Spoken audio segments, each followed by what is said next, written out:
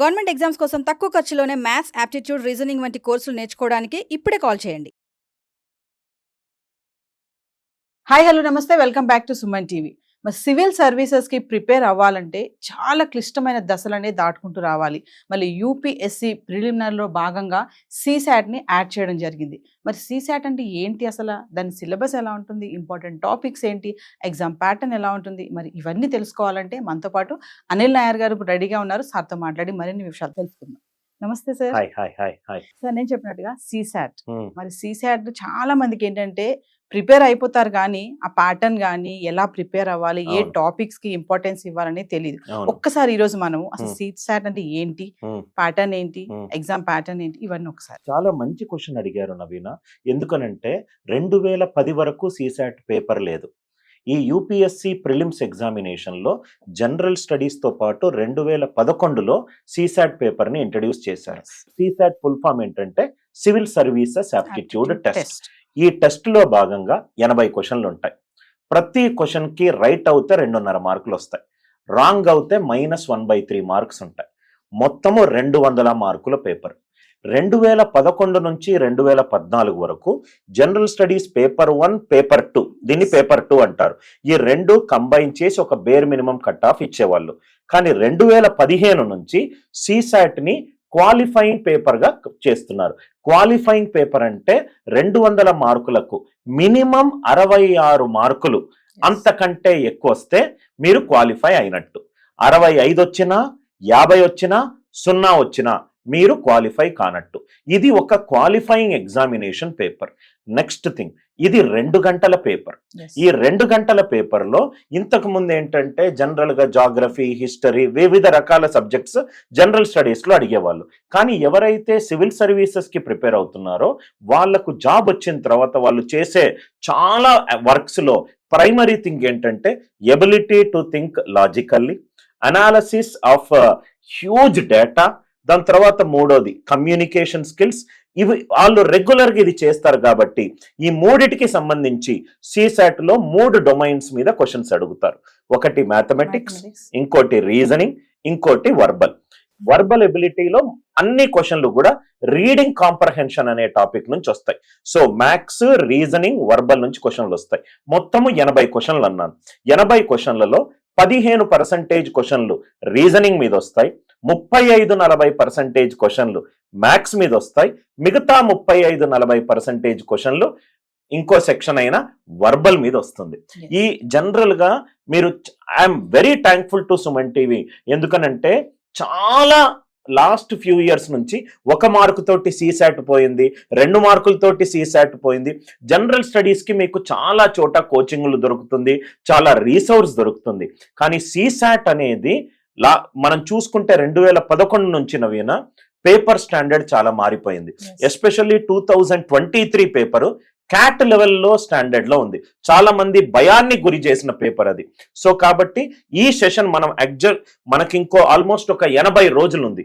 ఈ 80 రోజుల ముందు మనం చేస్తున్న ఈ ఇంటర్వ్యూ అనేది చాలా మంది స్టూడెంట్స్ కి సీశాట్ భయాలను కిల్ చేసే ఒక ఇన్ఫర్మేటివ్ వీడియో అని చెప్పి నేను చూస్తున్నాను. ఇంపార్టెంట్ టాపిక్స్ ఏముంటాయి సార్? అది చాలా ఏంటంటే మ్యాథ్స్, రీజనింగ్, వర్బల్ అని నేను ప్రైమరీ లెవెల్లో చెప్తాను. ఈ మ్యాథ్స్ లో జనరల్ గా వచ్చేసరికి ఇంపార్టెంట్ టాపిక్స్ 2011లో స్టార్ట్ అయింది. 11 నుంచి ఇప్పటి వరకు ఆల్మోస్ట్ ఒక 14 ఇయర్స్ ట్రెండ్స్ చూసుకుంటే కొన్ని టాపిక్స్ ఖచ్చితంగా స్టూడెంట్స్ చదివే తీరాలి.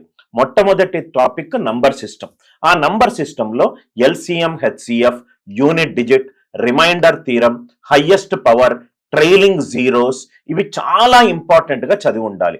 Arithmetic, percentages, profit loss and discount, time and work, ratio proportion, partnership, time speed and distance, ఈ టాపిక్ల మీద మీకు మంచి పట్టు ఉండాలి.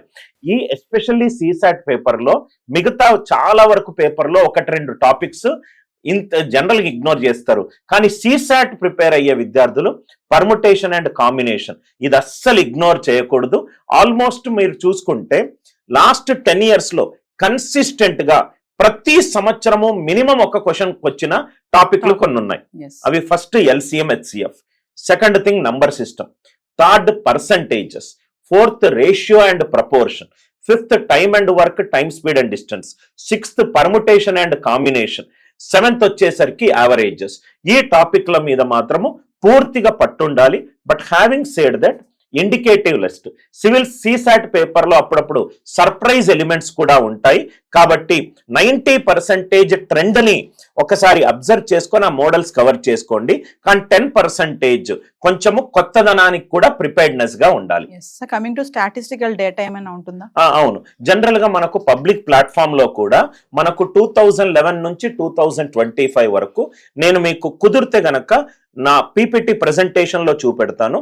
కానీ ఈ స్టాటిస్టికల్ డేటా మనకు ఏం చేస్తుందంటే ఏ టాపిక్ల నుంచి ఏ క్వశ్చన్లు వచ్చాయి, ఎన్ని క్వశ్చన్లు వచ్చాయి, ఏ క్వశ్చన్లు రాలేదు అని నేను ఒక చార్ట్ ప్రిపేర్ చేశాను. ఆ చార్ట్ వల్ల ఏంటంటే స్టూడెంట్స్ తన జర్నీ ఆఫ్ ప్రిపరేషన్ ని కొంచెం కరెక్ట్ గా మౌల్డ్ చేసుకోవచ్చు. డెఫినెట్ గా దీనికి ఒక స్టాటిస్టికల్ అన్ని సిసాట్ పేపర్ జనరల్ గా ఏంటంటే పేపర్ అయిపోగానే పేపర్ సాల్వ్ చేయడము, దాని యొక్క టాపిక్ వైజ్ అనాలిసిస్ చేయడము నేను 20 years నుంచి చేస్తున్నాను. కాబట్టి complete statistical break down of topic wise, sub topic wise, number of questions attempted, easy, moderate, difficult level, అదంతా కూడా స్టాటిస్టిక్స్ నా దగ్గర ఉంది. సార్ కమింగ్ టు ఇప్పుడు మ్యాథ్స్ బ్యాక్గ్రౌండ్ ఉన్న స్టూడెంట్స్ కి ఈ సిసాట్ అనేది ఈజీ ఉంటుంది అంటే ఏం చెప్తారు? జనరల్ గా సిసాట్ లో వచ్చే క్వశ్చన్స్ నవీన ఎక్కువగా లాజికల్ లెవెల్ ఉంటాయి, అండర్స్టాండింగ్ లెవెల్ ఉంటాయి.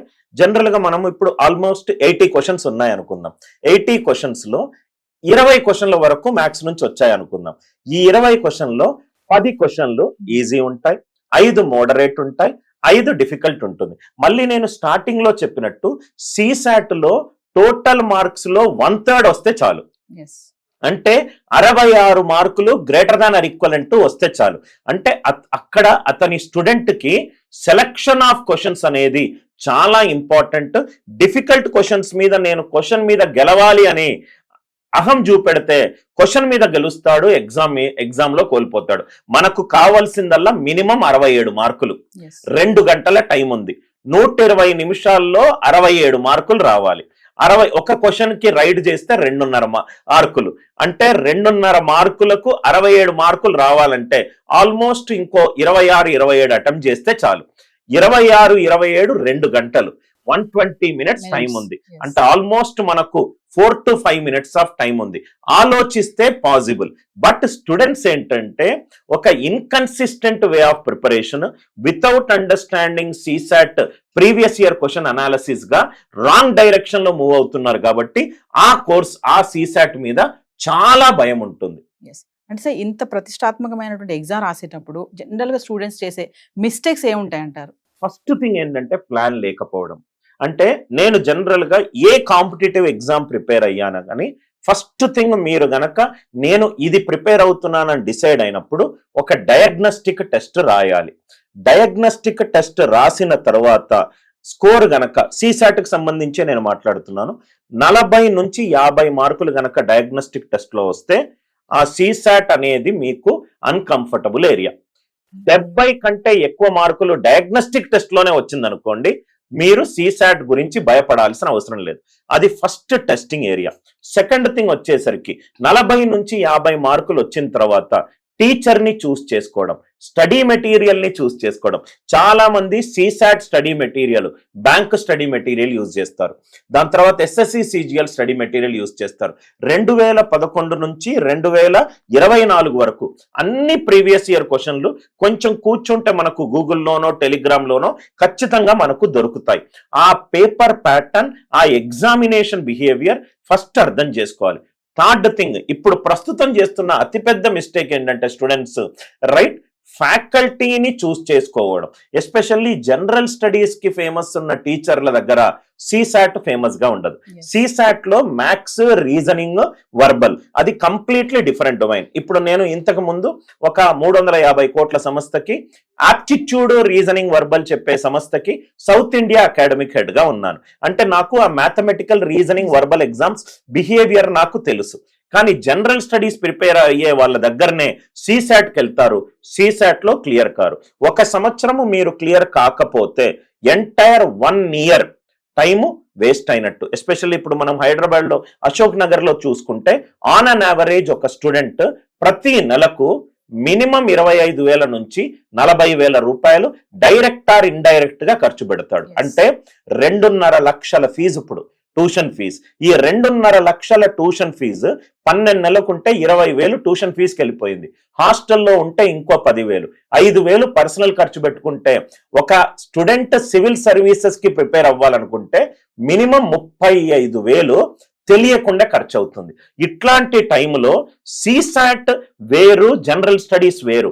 ఇప్పుడు ప్రస్తుతం ఒక స్మార్ట్ స్టూడెంట్ ఏం చేస్తాడంటే నవీన, సిసాట్ కి మ్యాథ్స్ కి ఎవరు బాగా చెప్తున్నారో, ఎవరైతే ఆప్టిట్యూడ్ ఎగ్జామినేషన్ లో స్పెషల్ ఉన్నారో వాళ్ళు దగ్గరికి వెళ్ళి సిసాట్ అన్కంఫర్టబుల్ ఉన్న వాళ్ళ దగ్గర కోర్సెస్ తీసుకుంటున్నారు. సో కాబట్టి ఫ్యాకల్టీ యొక్క efficiency, years of experience, CSAT based previous year questions, diagnostic test, ఇవన్నీ కనుక మనము ప్లాన్ తోటి ముందుకెళ్తే సంవత్సరాలు వేస్ట్ అవ్వకుండా ఉంటుంది. సార్ మరి ఇప్పుడు ఇంకా ఎగ్జామ్ కి అయితే 80 days ఉంది. అవునండి. మరి మనం సుమన్ టీవీలో అందిస్తున్నటువంటి సిసాట్ కోర్స్ డీటెయిల్స్ ఒక్కసారి మా వ్యూవర్స్ కి. నేను జనరల్ గా సుమన్ టీవీ వాళ్లకు ఈ విధంగా నేను థ్యాంక్స్ చెప్పాలి. ఎందుకంటే ప్రతిరోజు మన సుమన్ టీవీ ఎడ్యుకేషన్ ఎవరైతే ఈ వీడియో చూస్తున్నారో, సుమన్ టీవీ ఎడ్యుకేషన్ లో మనం ప్రతిరోజు కొన్ని ఎగ్జామ్ ఇన్ఫర్మేషన్ వీడియోలు ఇస్తున్నాం, స్ట్రాటజీ వీడియోలు ఇస్తున్నాం, అన్నీ కూడా డేటా డ్రివెన్.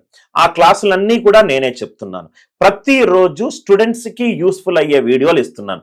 సపోజ్ ఈ వీడియో చూస్తున్న ఎవరైనా మీరు సుమన్ టీవీ ఎడ్యుకేషన్కి వెళ్ళి సిసాట్ ప్లేలిస్ట్ ఉంటే దాంట్లో వీడియోలు ఉంటాయి. ఆ వీడియోలు అన్నీ చూసి సపోజ్ గా మీరు కనుక నాకు ఈ ప్రిపరేషన్ అవసరము, నేను సెల్ఫ్ స్టడీనా కోచింగ్ అవసరమా అంటే, నేను సెల్ఫ్ డిసిప్లిన్డ్ స్టూడెంట్ని, నేను ప్లాన్ వేసి చదవగలుగుతాను, నేను కూర్చొని రీసెర్చ్ అండ్ డెవలప్మెంట్ చేయగలుగుతాను, నాకు ఇది వచ్చు అని మీకు అనిపిస్తే కోచింగ్ అవసరం లేదు. అమ్మో నాకు 1 మార్కుతోటైనా నా డ్రీమ్ పోతుంది అని మీరు అనుకుంటే, నేనే ప్రిపేర్ చేసిన ఒక కోర్సు సుమన్ టీవీ కొలాబరేషన్ తోటి మన దగ్గర ఉంది.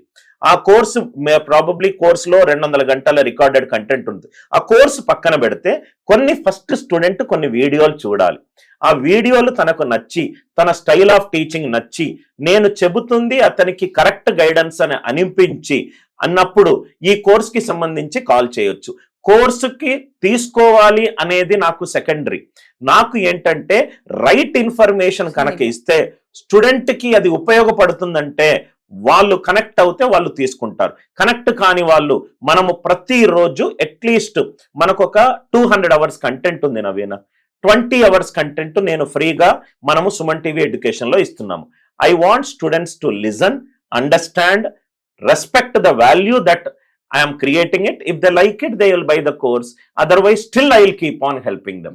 సో మరి 2025 సిసాట్ రాసే వాళ్ళకే గానీ 2026 రాయబోలే వాళ్ళకే గానీ మీరు చెప్పే ఏమైనా సజెషన్స్ ఉన్నాయా? ఈ సిసాట్ అనేది అండర్ ఎస్టిమేట్ చేయకూడదు. సిసాట్ లో వచ్చే క్వశ్చన్స్ దయచేసి అంత ఈజీ క్వశ్చన్స్ కావు.